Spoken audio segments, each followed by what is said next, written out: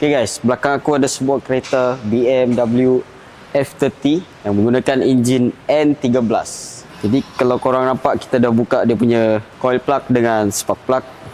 Sebab kereta ni datang dengan masalah bila kita nak accelerate, nak pergi tu dia jadi jerking ataupun misfire. So kereta pun jadi lost power. Okay, selepas kita cek dia punya spark plug, dia punya condition pun dah kurang cantik lah. Ada banyak carbon macam ni pun. Dia ada kebocoran api. Lepas tu coil plug, kalau korang nampak ada perbezaan warna sini. Coil plug yang elok dia warna macam warna putih lah.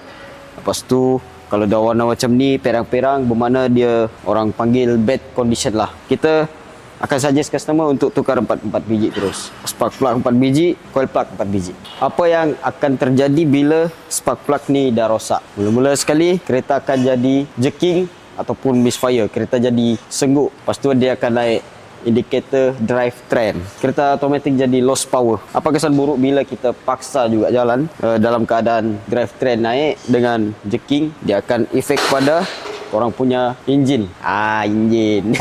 Macam isu-isu lain juga, leaking kita akan cek leaking bahagian valve cover, timing cover, macam bahagian bawah, oil sump.